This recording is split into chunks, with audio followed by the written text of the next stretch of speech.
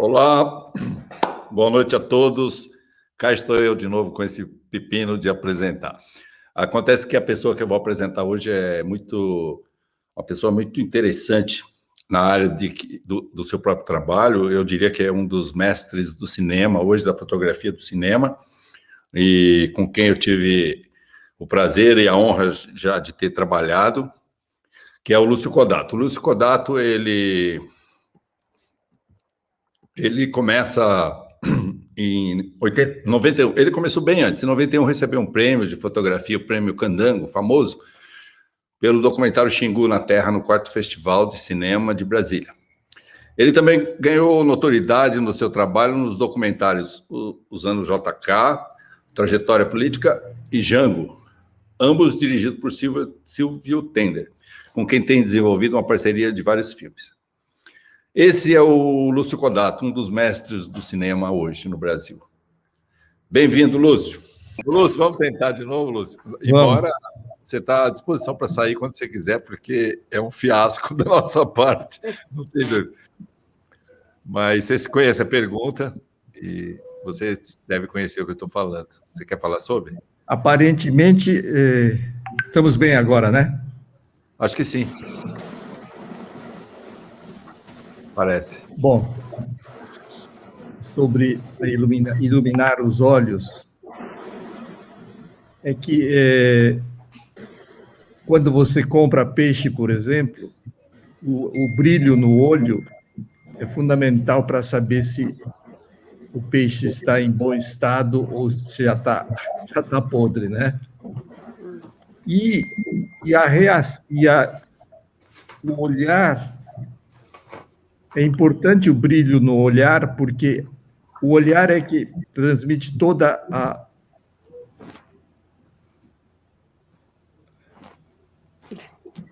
Porque transmite toda a expressão. Quando o olho fica totalmente no escuro, você perde totalmente a expressão. Por exemplo,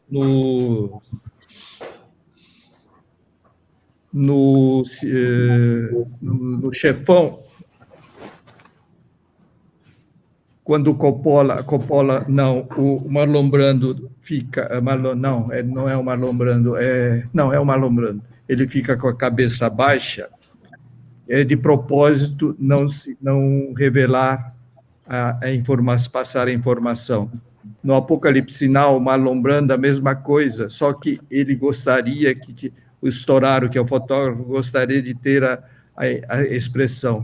Daí ele faz uma iluminação bastante emblemática que faz toda a diferença com o iluminar dos olhos. No primeiro Blade Runner, o diretor de fotografia, esqueci o nome dele, ele trabalhou com uns espelhos e com cor. Toda vez que entra não o Avatar, mas aquela moça, esqueci, o nome do personagem esqueci, ele coloca um brilho especial no olho colorido. Não sei se vocês repararam, o olho fica vermelho. Vou ver. Isso tudo porque é a importância do olho na iluminação, principalmente quando a interpretação do rosto é a coisa mais importante. Eu estou fazendo um curso chamado O Futuro das Mídias Digitais, o Luiz Velho, não sei se vocês conhecem o Luiz Velho, ele é do Instituto de Matemática aí do Rio de Janeiro, e é um dos especialistas na criação de personagens virtuais, avatares, e é o maior especialista brasileiro nessa nova mídia que é o futuro do audiovisual, né? E uma aula inteira foi dedicado a uma aula de 2 horas, foi dedicado só ao olhar, só o olho, a construção do olho e na representação do olho, porque existe uma peça chamada Tempestade, do Shakespeare, que ele fez a demonstração lá no INPA. INPA é Instituto de Matemática Avançada, aí no Rio de Janeiro, e isso foi há uns 4 anos que ele fez essa apresentação, e a tecnologia não estava muito ainda desenvolvida para o olho. Então, ele colocou máscaras nos atores, e os atores eram avatares, na verdade, eram personagens que não existem, quer dizer, existe o ator de verdade atrás do palco, ou num outro estúdio, que manipula todos esses efeitos. E o olhar, ele não conseguia realizar a parte do olhar, então usaram máscaras. Hoje, com o avanço da tecnologia, com a inteligência artificial, a realidade virtual, todas essas novas mídias que vão acontecer, o olhar torna-se fundamental, e esse estudo do olhar é a coisa mais importante que existe nesse momento. Nossa, que interessante. Interessante, eu fiz essa pergunta porque sempre me chamou a atenção, mas depois que eu li esse livro, eu nunca esqueci mais disso. Mas a sua explicação, ela vai muito além disso, porque ela entra no futuro. Eu não sou da área, mas eu me lembro que as séries, principalmente as mais antigas, da década de 60, tinha sempre uma faixa de iluminação aqui. Está relacionado com isso? Não sei se vocês lembram de alguma série antiga. Existia um refletor que se colocava em cima da câmera, e o nome dele era Onboard Highlight, OB-Light, Onboard Increasing Highlight. Quer dizer, era uma luz que se colocava em cima da câmera, no eixo da câmera, para evitar sombra, e esse refletor foi muito usado no começo do cinema, quando o cinema não era tão naturalista como hoje é, né? Hoje é mais difícil colocar esses refletores. Mas houve uma preocupação muito grande com as atrizes todas de Hollywood no começo, exigiam alguma luz especial. A Xuxa, por exemplo, tem um fotógrafo no Rio de Janeiro chamado Edgar Moura, que usou um grande anel. Os anéis foram um anel de luz que se usa para eliminar sombras, rugas, essas coisas todas. É chamado de beauty light, luz de modelo mesmo, modelo, que é uma luz chapada, que ele evita sombras e tal. E essa luz, esse ring light, também faz essa função de iluminar somente os olhos. Tá certo. Interessante. Bom, então, deixa eu pegar bom, vai lá. Malu, vai. Não, vai, Malu, vai você. Não, eu estou querendo seguir aqui um pouco. Eu e a Oca somos dois que não somos da área. Então, nós temos aqui algumas perguntas que talvez sejam triviais para vocês. A minha principal pergunta é: como é que o diretor de fotografia entende o que o diretor está pensando? Como é a encomenda do produto? Existe, por exemplo, eu tenho um diretor, meu amigo, foi meu sócio, chama Francisco Ramalho Júnior, e ele, quando ele começa uma ideia, ele manda pelo menos uma vez por semana, ele pede para assistir um filme, porque tal filme, dentro de uma sequência, ele fala: assista esse filme, por favor, tem tal sequência que eu gostaria que você pensasse se caberia no nosso filme ou não. Tá certo. Então, existe, durante o último projeto levou 7 anos entre o primeiro a sinopse e até o roteiro final foram 7 anos. E durante 7 anos, não assisti toda semana um filme, mas quase a cada 15 dias ou um mês, dependendo dos filmes que eram lançados, ele me obrigava a assistir um filme para discutir, para ele, porque por mais que o diretor entenda de fotografia, sempre existe uma dificuldade em como realizar dentro do filme dele. Assistir um filme e gostar daquilo é uma coisa. Agora, como cabe se cabe a tal solução no filme dele, é uma outra solução. Por exemplo, a Lúcia Murat, daí do Rio de Janeiro, nós fizemos um filme Romeu e Julieta de comunidades chamado Maré, Nossa História de Amor. E eram crianças das comunidades que dançavam e basicamente dançavam e alguns cantavam, e então tinha que ter uma certa liberdade com a câmera, e a iluminação também, ela pediu que tivéssemos 360 graus de campo, não aquela coisa de coloca a câmera, ilumina e filma, não, me deixa tudo iluminado, meu sonho de consumo é 360 graus de campo.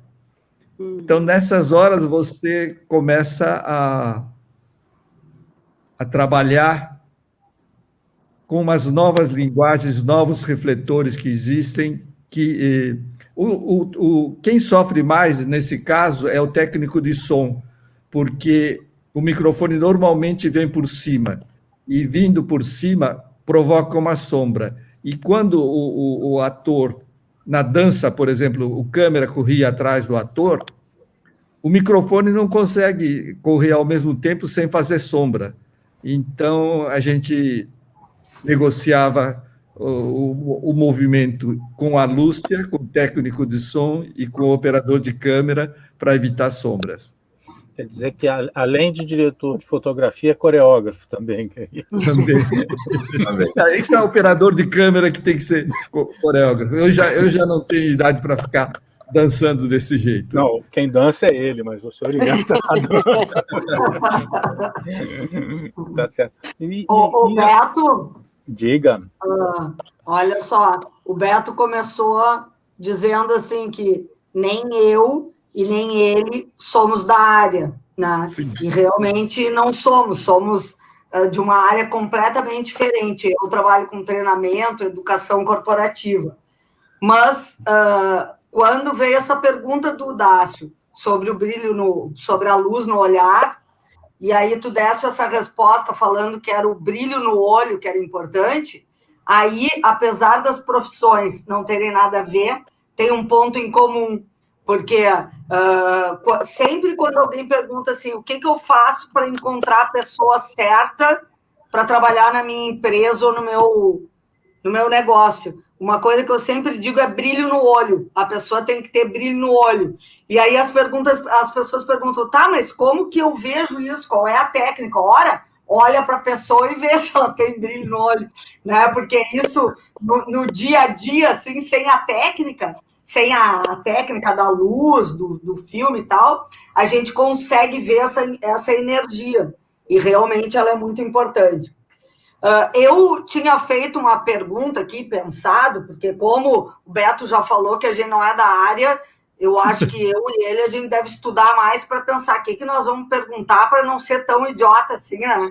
Perguntar de um assunto que a gente não entende.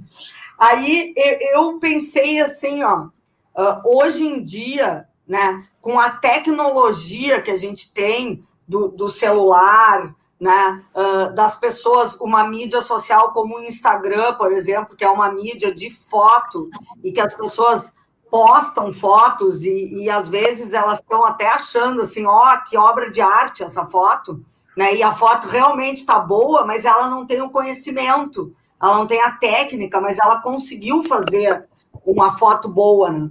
Essa semana, não sei se vocês viram, aqueles memes da capa do single da Anitta, né, na frente daquele ônibus do Rio, e aí começou o Fábio Porchat, todo mundo fazendo a mesma foto, imitando aquela capa do CD, e todas ótimas, maravilhosas. Imagino eu que Fábio Porchat tem uma equipe para fazer, mas apareceu um Zé Ninguém lá que fez uma foto ótima também e que não tem toda aquela estrutura. Então, a minha pergunta é, as competências desse profissional de fotografia, já que a tecnologia está ajudando também, facilitando, de certa forma, elas mudaram. Tem outras competências que lá, há 10 anos atrás, não eram tão importantes e que hoje são?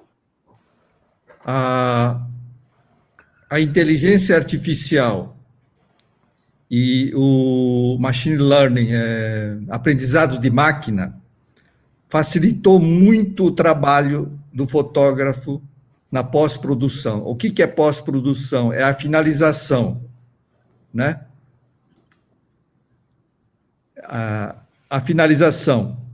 E a finalização significava ajustar a cor da pele, ajustar o brilho no olho, todas as coisas que antigamente eram mais difíceis porque tinha que fazer na mão, na unha. Hoje, você tem, no próprio programa de finalização, existem programas que facilitam esse trabalho. Então, já existe dentro do programa um menuzinho de brilho, você pode dar desse jeito. Já tem uma opção de... É como se entrasse no menu e catasse aquilo que você quer consumir. Então, isso está muito fácil. E, por exemplo, não sei se vocês usam o Zoom, por exemplo. No Zoom, por exemplo, tem trocar o fundo, não tem? Tem.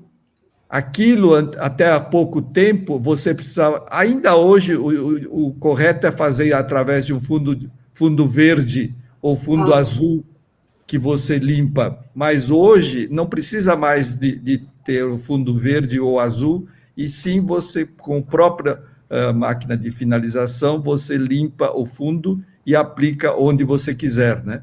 Esse tipo de coisa tem facilitado muito.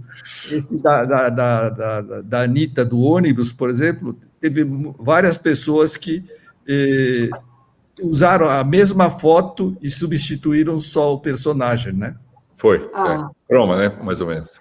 É mais ou menos croma, só que não é bem croma hoje em dia, porque o equipamento de pós-produção faz esse recorte não manualmente. Antigamente, em cinema, você tinha que recortar 24 frames, um frame a frame, 24 vezes você tinha que limpar o fundo.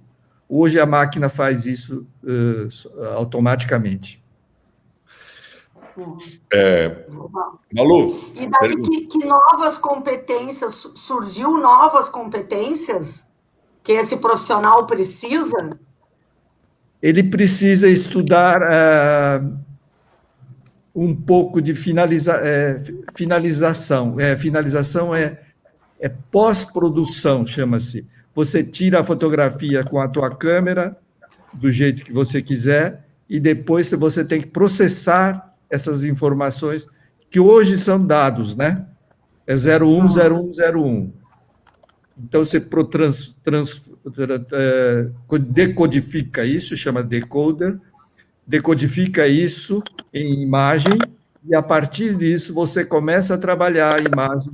O 0 e o 1, você pode mudar a cor, o contraste, o brilho, você pode mudar tudo. Então, essa competência vai um pouquinho mais de tecnologia. Agora, toda a geração que vive do celular, a fotografia do celular, já nasce meio que apertando, já sabendo o que vai fazer, né? É diferente da gente, que a gente pegava o rolo de filme, levava para o laboratório, entregava o rolo, esperava sair o negativo, copiava isso e vinha com aquela queimava forma. o filme. Às vezes queimava o filme. Hoje, Ô, Lúcio, hoje posso as fazer pessoas... uma pergunta também? Lúcio, eu Claro.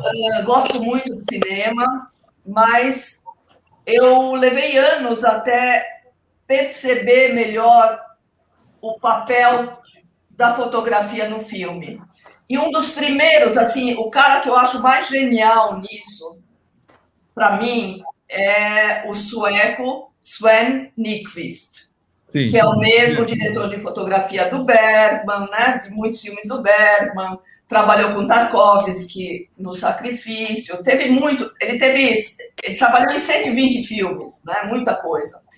E eu sempre reconheço quando a fotografia é dele. Quer dizer, para mim, ele tem uma fotografia autoral. Além do diretor, existe ele como uma instância importante que dá uma autoria também àquele filme, né?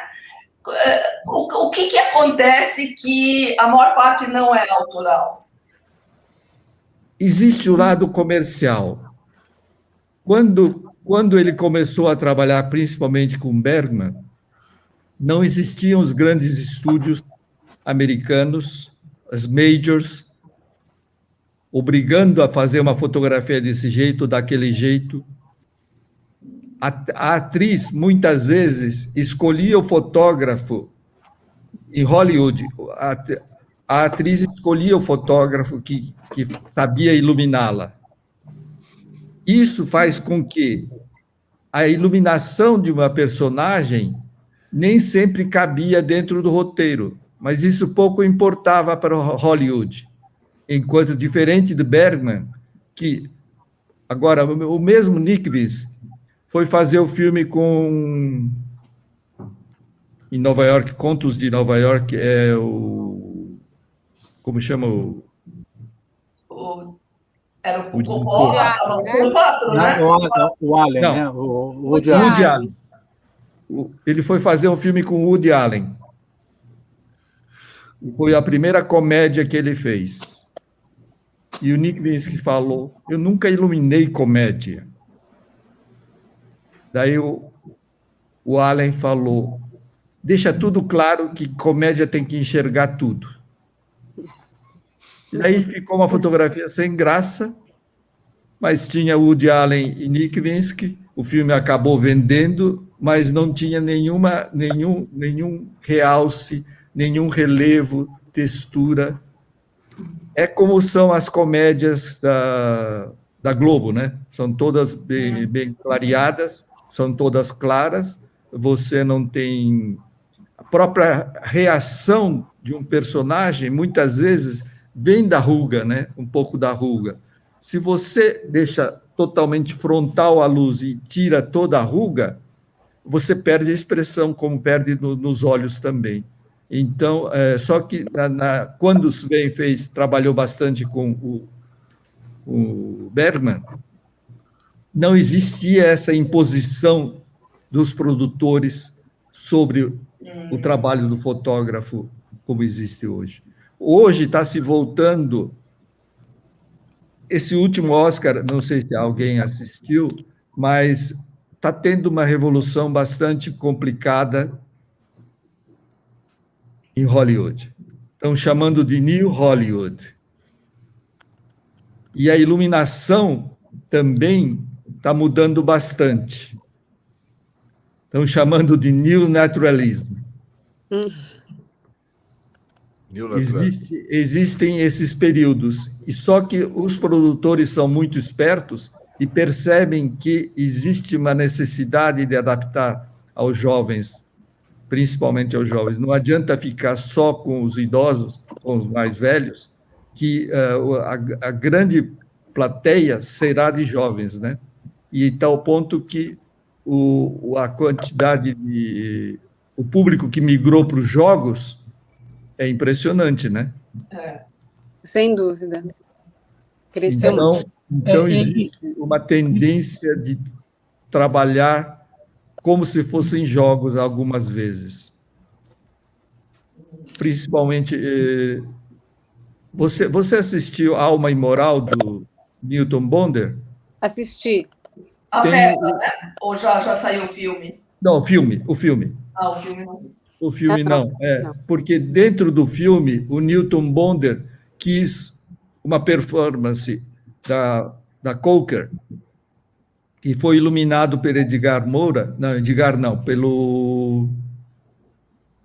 esqueci, bastante interessante, você que é performer, foi que o Newton Bonder fala do corpo numa parte da peça, e foi feito uma representação dos bailarinos do grupo do Coker sobre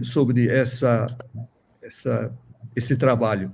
E é também uma fotografia só, uma única fonte, como se fosse da época do Caravaggio, do Vermeer, que a luz vinha sempre só de um lado, né? Porque na Europa, no começo, as ruas eram bem estreitas. Então, dificilmente entrava a luz do sol como entraria nos trópicos, não é? A luz, normalmente, era uma luz rebatida, que batia na casa da frente e entrava pela janela. Não sei se vocês repararam, na pintura do Vermeer, por exemplo, sempre a luz é da janela, porque era a única forma de... Legal. A forma do Caravaggio, o próprio Caravaggio, a luz não é um refletor, não é um sol que entra, e sim uma luz difusa que entra pela janela ou por algum lugar. Isso está se voltando ao naturalismo, que eles chamam de neonaturalismo.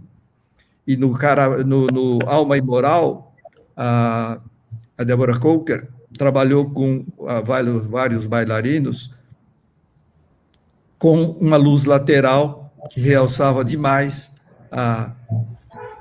O corpo virou um desenho abstrato, né? É isso que ele queria, e com a luz lateral permitiu-se isso bastante. E também usa bastante pó, então faz uma espécie de fumaça que marca bastante a luz. Deve ser Maravilha. Existem alguns diretores de fotografia que têm a sua própria marca mesmo hoje em dia.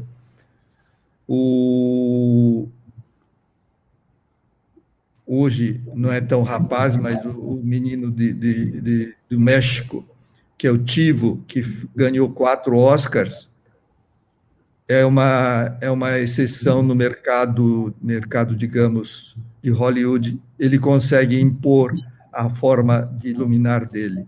E a própria escola de Hollywood, que fazia com que você trabalhasse como assistente de câmera ou como assistente de iluminação, obrigava a fazer a luz de acordo com a indústria, né?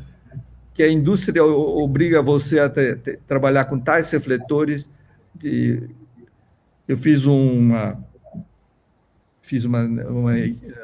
trabalho com uma produção inglesa chamada Floresta das Esmeraldas. O diretor era o John Borman. Filmamos na Amazônia, em Paraty. E daí o fotógrafo era francês e eu fiz a segunda unidade para ele. E perguntei para o fotógrafo como ele calculava a luz. Ele falou: eu não calculo nada, o orçamento do filme que decide quantos caminhões de luz eu vou ter. Faz sentido. Então, na indústria, não existe muito essa digamos, dessa liberdade de escolha. Por isso, os fotógrafos europeus, a maioria dos fotógrafos europeus, são mais livres para isso. Não sei se a palavra é livre, mas digamos que você pode trabalhar um pouco mais a imagem, né? Vocês assistiram Diva? Diva não, Eva? Eva? É um filme em preto e branco. Eu acho que eu vi Eva. Não sei se é o mesmo. Não me lembro, não. Que era todo em preto e branco, passava num não é seminário das freiras, o que é? É, o convento. Isso, passa num convento, uma boa parte. E também era uma luz natural, no convento, entrada pela janela, e bastante interessante também. Lúcio, você vou desviar um fez um pouquinho... comentário. Peraí, Beto. Vou desviar um pouquinho o assunto, porque eu li que no início da sua carreira você ganhou uma bolsa e foi para o Japão e trabalhou em várias produtoras lá. De que forma isso influenciou o seu trabalho e manteve isso? Não é que eu ganhei uma bolsa, é que eu tinha começado a trabalhar, eu tinha 25... minha carreira foi meio rápida demais, por uma série de circunstâncias, e chegou uma hora que eu falei, eu preciso estudar um pouco mais do que ficar trabalhando nesse mercado brasileiro com pouquíssimos recursos, porque a gente não tinha refletores, a gente não tinha câmeras suficientemente lentes. Eu falei, preciso estudar um pouco. E aí, conversando com meu pai, falou, a província dele, onde ele nasceu, todas as províncias japonesas oferecem 3 bolsas para os descendentes daquela província. Certo. Então, eu peguei uma das bolsas e a província do meu pai vieram poucos para o Brasil porque não sofreu muito com a guerra. Era norte do Japão e não sofreu muito com a guerra, então não vieram para o Brasil. Muitos poucos vieram para o Brasil. Então, tinha vaga sobrando, a tal ponto que fiquei 2 anos, apesar da bolsa ser de 1 ano, eu pedi uma prorrogação e consegui ir lá no Japão. Mas o que eu trabalhei em documentário, trabalhei em comerciais, trabalhei em tudo que fosse possível para aprender um processo de trabalho, né? Aqui a gente trabalhava meio que fazendo. Certo. Não existia um processo, não existia uma ordem, uma sequência. Começava lá, quem entra primeiro é a direção de arte que te prepara o que você vai filmar. Então, existe uma reunião grande com o diretor de arte, é o parceiro principal, né?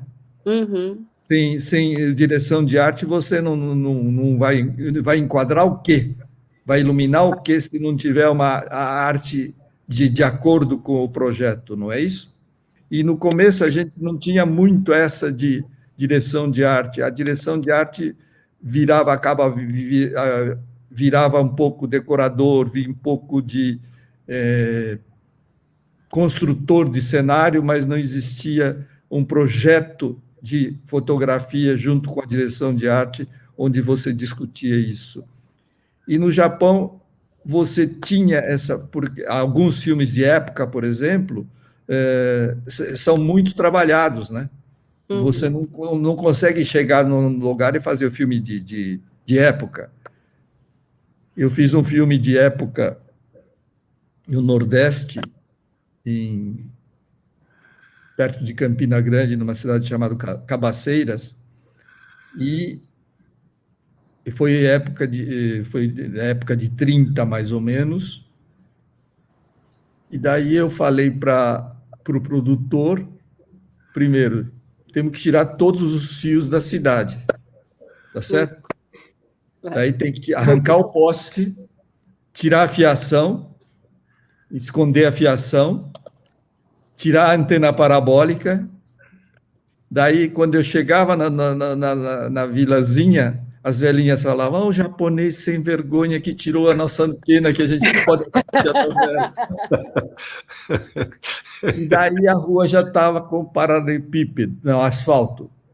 Eu falei, não, tem que cobrir com terra. Só que as casas no Nordeste, elas deixam abertas, as portas e janelas abertas e ficam conversando o tempo todo. Só que não entra poeira porque já estava asfaltada. Outra vez, aquele japonês que me indicou a minha casa, né?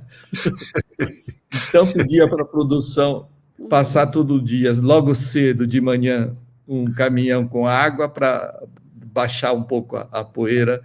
Mas esse tipo de coisa a gente faz com a direção de arte, né? E a pintura em Cabaceiras era de souvenir. Isso, souvenir dá um brilho. É um plástico que vai na parede, né? Então, isso dá um brilho. E falava, não vai, eu tenho que pintar com cal. Mas aí a produção não me deixou, porque pintar de cal significava que tinha que raspar o souvenir, o PVC, e depois de pintado de cal é para a pessoa da região que morava naquelas casas, é voltar ao passado. Estágio anterior. Em estágio anterior, né? Então, eles não queriam que pintasse a casa de cal, e cal também desbota com a chuva, esse tipo de coisa aqui, né? Aí, nós falava, não chove quase, praticamente, lá naquele local, mas foi a única coisa que não consegui. E daí fica difícil porque você filmar o dia todo, porque conforme a posição do sol, a cor muda, né? Essa diferença entre o que a equipe pensa e lida com o povo local é complexa, né? Você negociar isso, né? Só para a produção, né? Porque a minha função é pedir, tentar fazer o melhor, é pedir. Mas... Eu lembro que alguém, acho que foi o Chiquinho comigo, enquadrou um lugar lá, que era uma casa bonitinha, né, tal, no interior, e aí o dono da casa saiu e sentou em frente à casa, e aí o produtor gritou, dá licença, o senhor está em quadro. Ele falou, aonde? Que quadro, né? Como você está em quadro? Então, onde eu sento todo dia? Existe isso. Mas no Japão, daí aprendi que primeiro entrava a arte, preparava o que tinha que ser feito, e daí entrava a iluminação, previamente combinado com a direção de arte, com a direção. Esse processo era muito silencioso e muito rápido. Cada um sabia o que tinha que ser feito. No Brasil é um pouco tumultuado, porque existem os eletricistas, os maquinistas, mas existe também não ser totalmente profissional, cada um na sua área. Então, o que acontece? Um pouco do eletricista vai mexer um pouco na maquinária, o maquinista vai mexer um pouco na iluminação. Isso, em vez de agilizar, muitas vezes acaba atrapalhando um pouquinho, né? Isso eu exigia que a gente fosse mudando e aperfeiçoando. Hoje, isso foi há quase 45 anos atrás, que eu fui para o Japão. Quase 45 anos atrás para o Japão. Acho que a maioria não tinha nem nascido ainda. Não, todos tinham nascido já. Em nome de todos os presentes, muito obrigado, mas não é o caso. Vocês, ao invés de aproveitar isso, foram dizer que não. Aqui a gente só fala a verdade aqui. Só de a verdade. Ô, Lúcio, eu vou fazer uma pergunta, já que ninguém vai fazer. É uma curiosidade minha. Você, você sabe que eu vim da produção, passei por várias áreas, acabei na direção, e o que eu percebo é que eu sempre vi o filme em pedaços, que são as sequências aqui, ali, né? Na produção também, por incrível que pareça, na produção também via sequência. Na direção você vê mais ainda. E eu tive a oportunidade de dirigir trocando, às vezes, uma ordem. Você cria uma ordem de filmagem ali, claro que conversando com o fotógrafo e tudo, você cria uma ordem X, que não é a ordem normal do filme, claro, Ela depende, um dia depende da luz, do sol, outro dia depende do ator, quer dizer, você tem que fazer essa movimentação. E eu fiquei pensava já, mas eu não, como eu estava envolvido, o fotógrafo, nesse caso, para manter essa história da luz, assim, e fazendo aos poucos, às vezes fazendo um pedaço que está lá, um pedaço que está aqui, e depois, quando junta, você tem que sentir aquela fluidez da história. Eu tenho curiosidade, como é que é feito esse planejamento na cabeça de vocês? Existe um truquezinho que é de montagem, que a pessoa está assistindo uma coisa que é dia com sol, né? Dia com sol. Nublou o dia, mas você tem que continuar porque a produção te obriga a ir para frente. Você insere um plano no meio do céu, por exemplo, uma transição do céu. O céu que estava ensolarado, você faz um plano de céu nublado e corta para a pessoa nublada. Esses truques você tem que deixar guardado para ajudar na edição. Então, eu fazia uma sequência, entre mudar para o outro set, eu sempre faço uns planos, chama-se insert shots, que é para ajudar o montador, caso tenha que ser esse tipo de coisa acontecer. Mas são muitas, né? De repente, inverter a sequência, aquela que estava em primeiro lugar, de repente vai para o final, você pode precisar de planos que te ajudem a contar a história e manter uma certa unidade, né? Isso se aprende com o tempo também, né? Eu lembro que o Gabriel Garcia Marques, ele dizia uma coisa que depois eu comecei a usar até na edição. Ele dizia que alguns adjetivos que ele colocava tinha a única função de manter o ritmo respiratório de quem lia, de quem lê. Interessante isso. Existem. A edição é uma coisa muito interessante. Não sei se vocês viram o filme da chinesa. Eu estou louco para ver. Que ganhou o Oscar. Estou louco para ver também. Ela gastou pouquíssimo dinheiro na produção. Para o Brasil é meio bastante. De ser pouquíssimo. Foram $5 milhões. Para eles é nada. É o filme mais barato do último Oscar. $5 milhões é o filme mais barato. E ela filmou em 22 semanas. Também é uma coisa rara nos Estados Unidos você filmar tão rápido. Apesar de ser um road movie, mas ela gastou 72 semanas na pós-produção.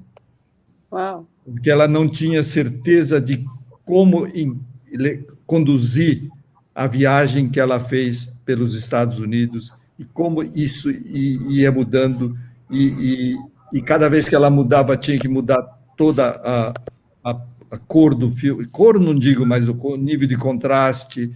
Muitas vezes tinha que transformar o amanhecer um pouquinho em dia quase em noite.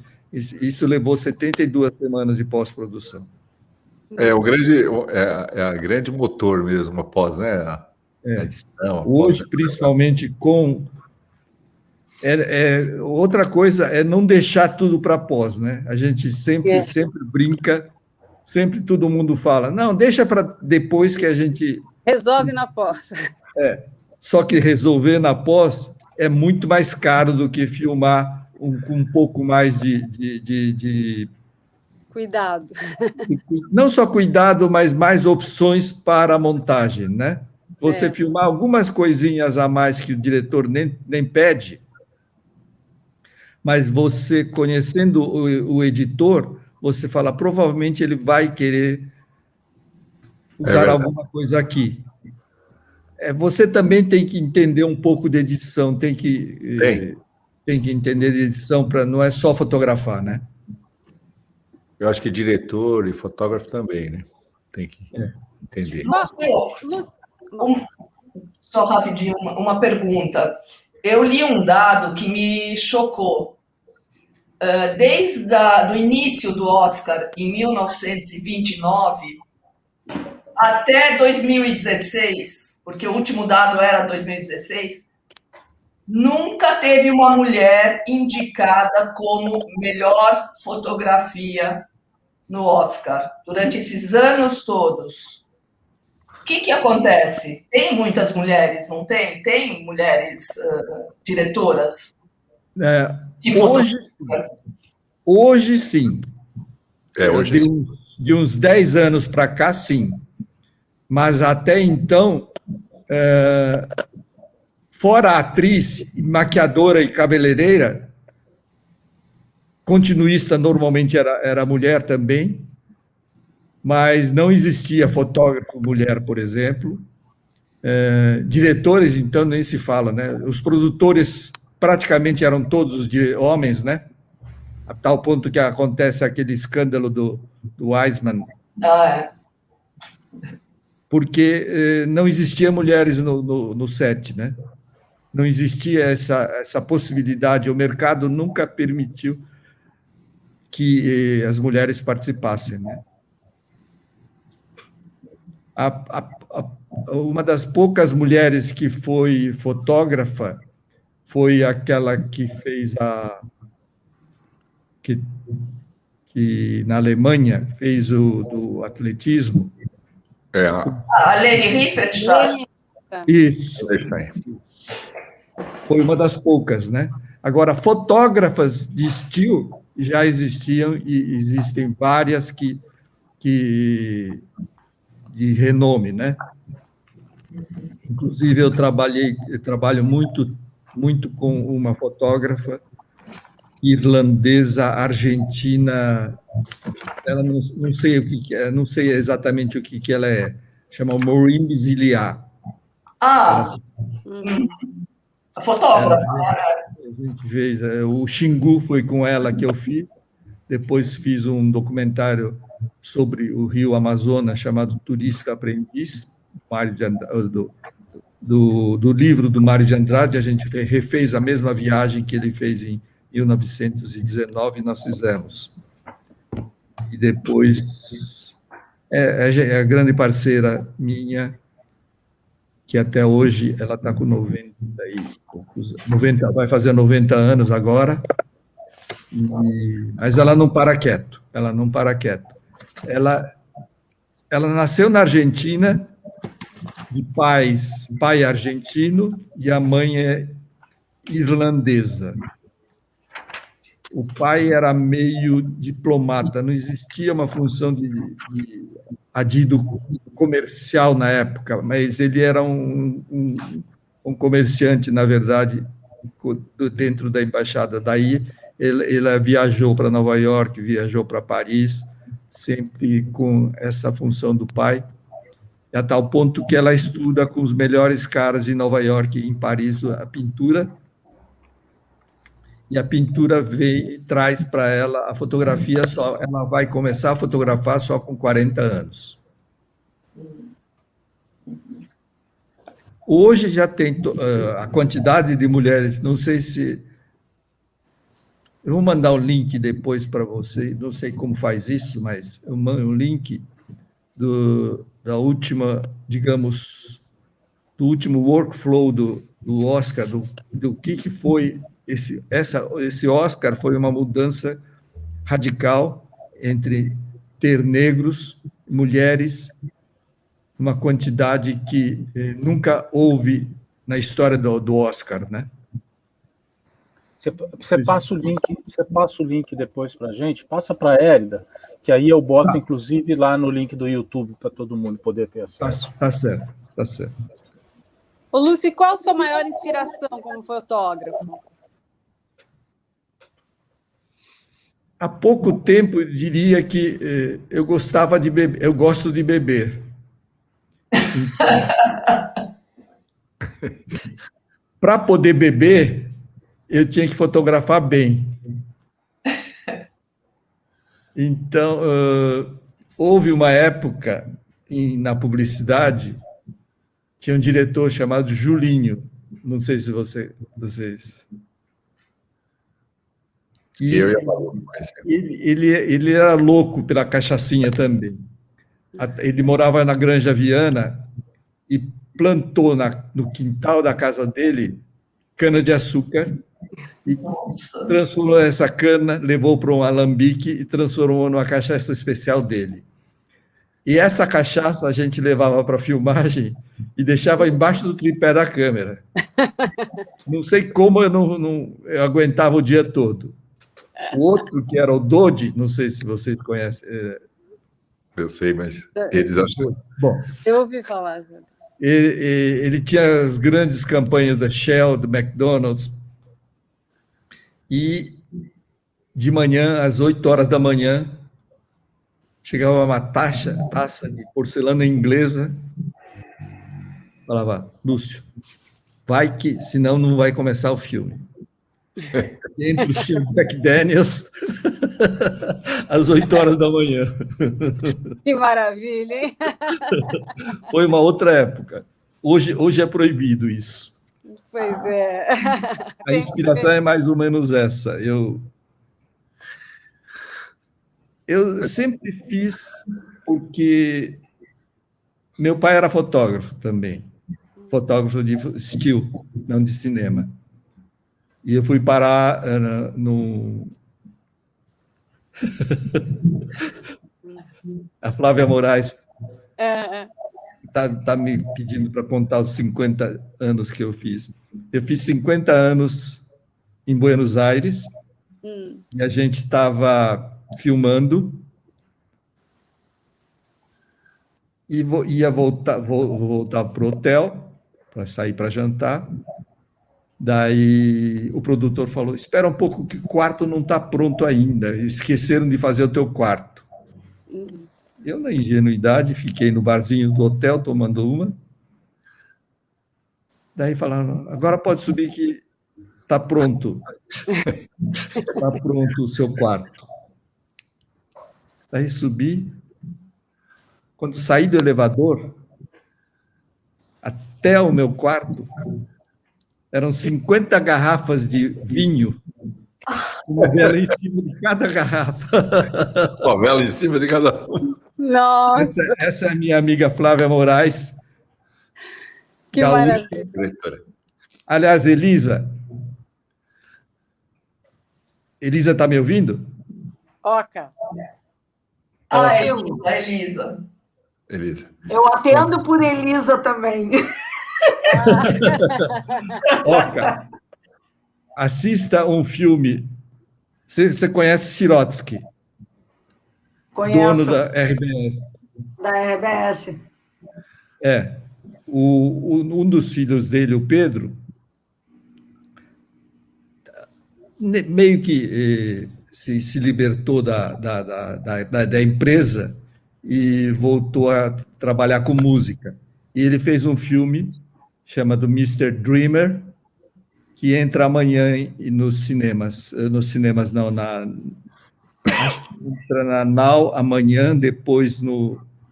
Eu mando o link também para vocês assistirem, que é interessante, porque o filme se passa entre Porto Alegre, Irlanda, e algumas coisas foram virtuais, porque a Flávia mora em Los Angeles, e ela viajou para a Irlanda, mas para o Brasil ela não veio, então dirigiu meio virtualmente o fotógrafo e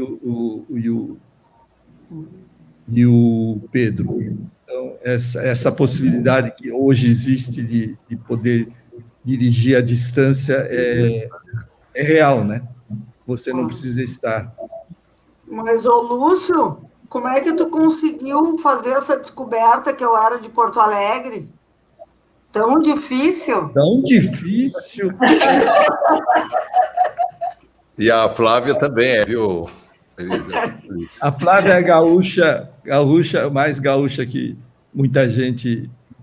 Ela voltou a morar lá, né? Veio para São Paulo, para o Rio, mas ela mora, quer dizer, tem casa em Gramado, hoje está morando em Los Angeles. Mas esse sotaque era característico que eu vivia com ela praticamente. Diretor é como um casal, né? Diretor de fotografia e diretora é como um casal que tem muitas informações que vão acontecendo e que você vai transmitindo para virar filme, né? É verdade. Muita discussão, muita conversa, né?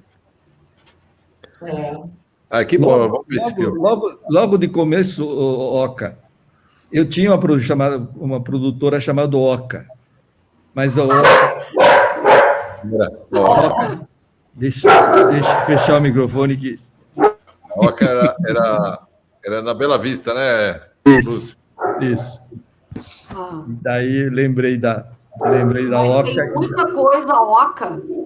Eu acho que as pessoas amam botar o nome de...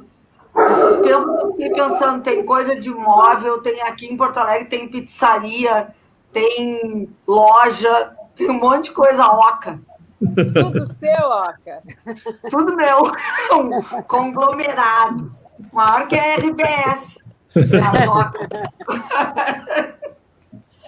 Ô, Lúcio, eu tinha mais uma pergunta que é de curiosa, assim, que eu acho que não é do cinema, assim, é mais da fotografia mesmo.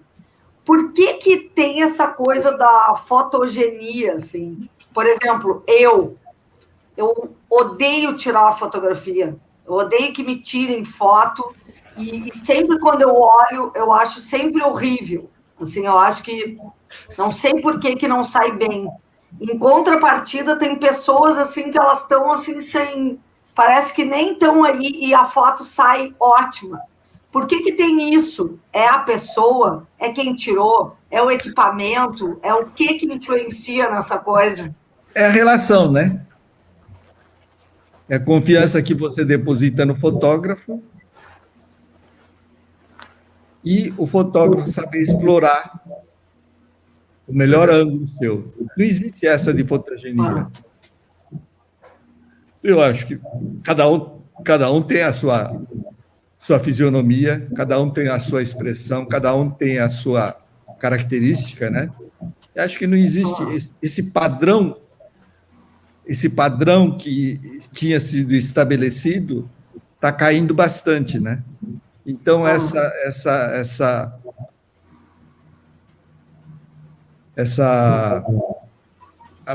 o próprio mundo está mudando, né? Não existe tanta restrição aos gordos, por exemplo, né? Então isso faz com que hoje acho que não tem que tomar algum cuidado, porque, por exemplo, fotografar de baixo, só para contar uma história, eu fiz um clipe em Salvador com um cantor, vocês devem conhecer, chamado Paul Simon. Talvez a gente conheça. Talvez. E na época que a gente chegou em Salvador, o desgraçado do Collor tinha encampado todo o dinheiro. Então, a gente estava no melhor hotel, no Otton de Salvador, mas a gente não tinha dinheiro para comer. E mais engraçado, vocês dão risada, a produção pagava a gente em dólar. Não. E ninguém aceitava dólar em Salvador. Nossa. Nenhum restaurante queria dólar. Daí a produção conseguiu um restaurante japonês que topou receber em dólar. Foi uma desgraça, porque tive que comer comida japonesa durante uma semana e a comida não era grande coisa. Mas eu estava jantando antes da chegada do Paul Simon com a cenógrafa, não foi com a cenógrafa, foi com a figurinista. A gente estava jantando num restaurante lá no lugar Só que deixei avisado a produção que eu ia jantar. Não tinha celular tão fácil assim como hoje. Eu falei, vou deixar avisado que eu estou no restaurante tal, se vocês quiserem, me ligam lá. Aí estava comendo, acabando de pedir, comendo, aí liguei. O Simon chegou e ele quer conversar com você agora. Puta. Pergunta para ele se eu posso terminar de comer e tomar o meu vinhozinho. Não, ele falou que pode vir sossegado. Tá bom, eu fui, cheguei. Não sei se vocês conhecem o Simon, mas ele é baixinho. Baixinho, carequinha. Daí ele falou, tá vendo a minha altura? A câmera tem que ser um pouco baixa para eu crescer. Mas não esquece que essa papa aqui não pode aparecer. Deu um monte de problema. A câmera de cima não pode pegar porque mostra careca.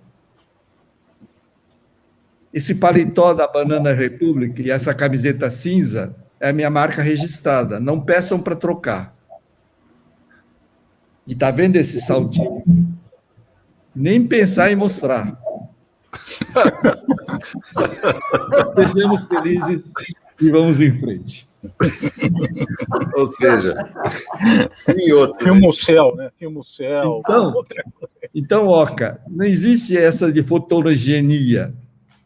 Você tem que criar alguma coisa para transformar em... Não, eu gostei dessa explicação, que não é a fotogenia, que é a relação.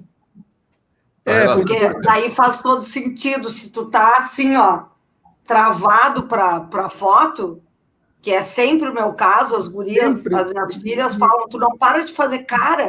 Sempre existe careta. Essa preocupação de ficar bem na foto. Tem que relaxar, tem que parar de pensar que você... né? Por exemplo, eu fiz um DVD com a Sandy, que é da Sandy Júnior,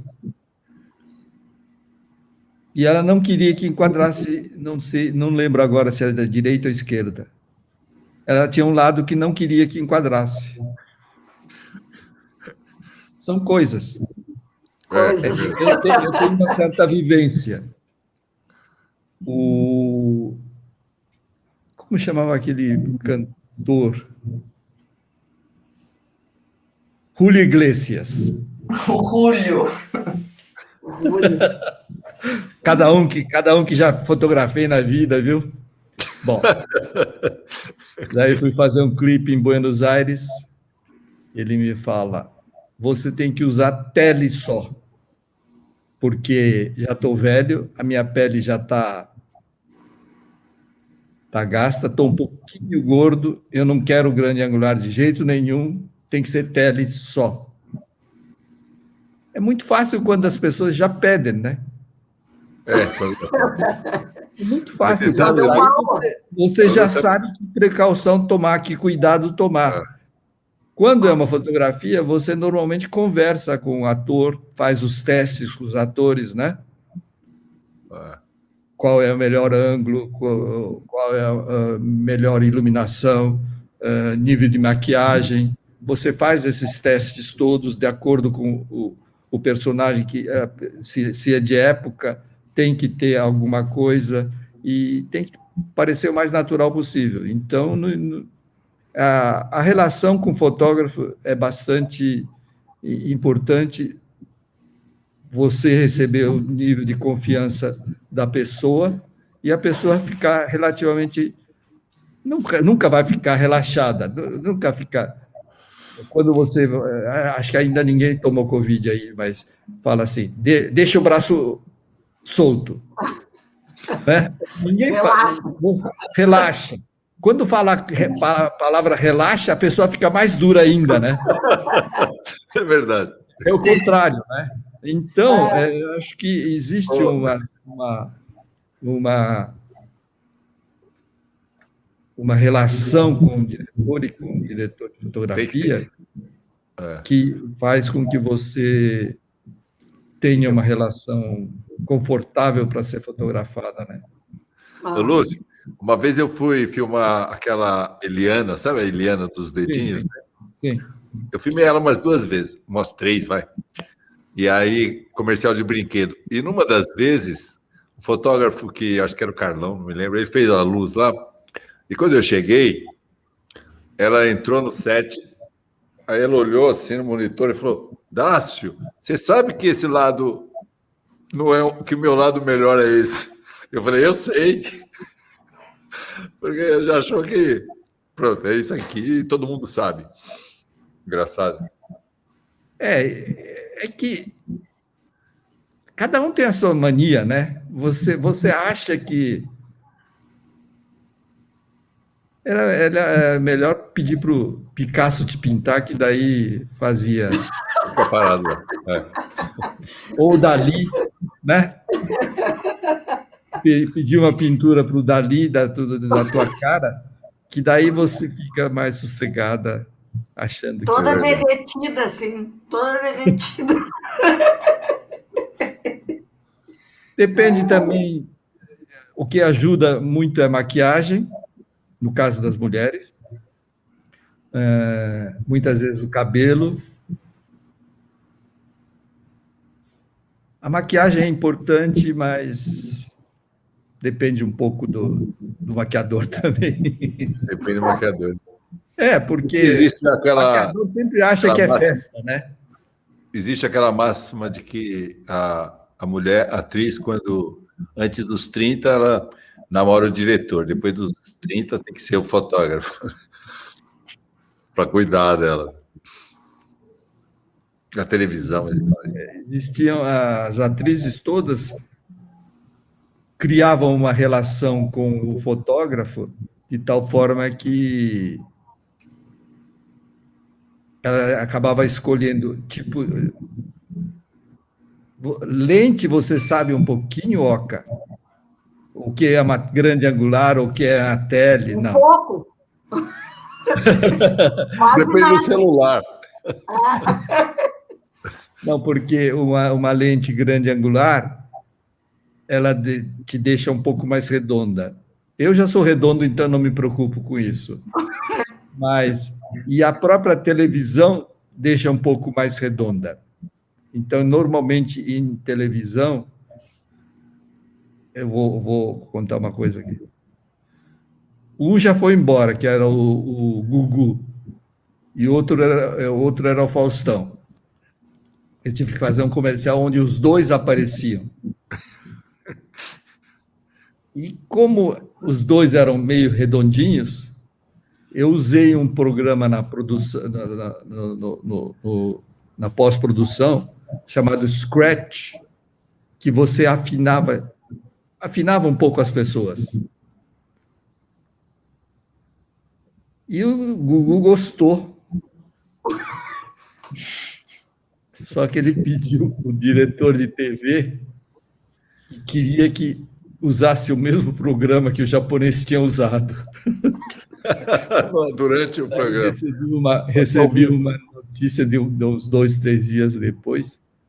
Japonês, filho da puta, o que você fez que o cara quer que eu faça ao vivo?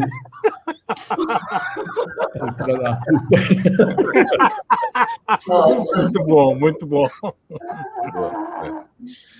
Ô, Lúcio, acho que a gente está na hora de ir parando aqui. Tá bem. Nós passamos meia hora porque mereceu, porque a conversa está muito boa e teve aquele monte de problema. Mas foi um prazer te ouvir. Eu acho que a gente, lá na frente, podemos convidá-lo novamente.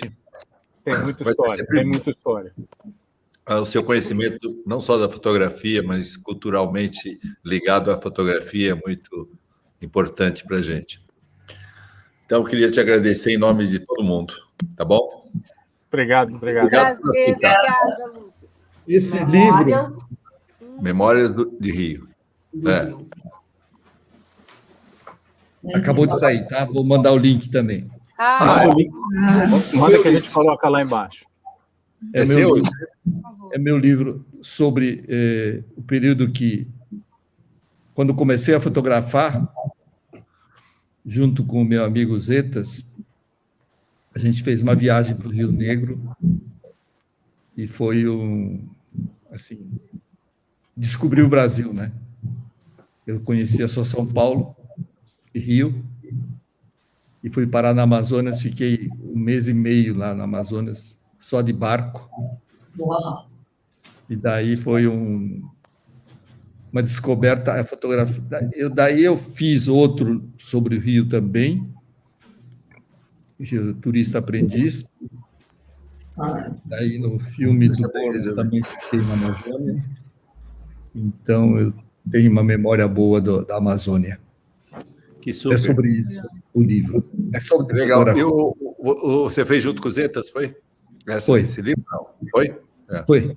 Zetas. Você conheceu eu vi o Zetas? uma foto sua com o Zetas. Eu lembro dele há muitos anos atrás. Eu lembro do Zetas. Ele voltou a fotografar, não? Não. Ele virou usineiro, né? A família é Mausoni, né? Tem usina de cana. E daí ele foi tomar conta, ele é o filho mais velho, foi tomar conta das fazendas. Mas eles fazem pinga também? Não, pinga não faz. Você estava de olho lá, né? Inclusive, ele não bebe muito. Era diferente do Julinho e do Sidney. Você conheceu o Sidney Paiva Lopes? Eu conheci. O tio dele é que tinha alambique. Para lá que a gente levava. Era para lá. E a gente passava o final de semana lá no alambique. Mas que bom. Foi muito bom te rever e ouvir essas conversas todas aí que, né, Malu? Foi uma riqueza de programa, viu? Muito obrigada. Muito obrigado mesmo. Obrigada. Obrigado a vocês. Até logo. Boa noite. Depois a gente passa o link dele para você, tá? Isso, dos livros todos também.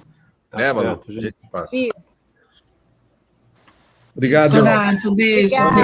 Beijo todos. Desculpem a confusão do início.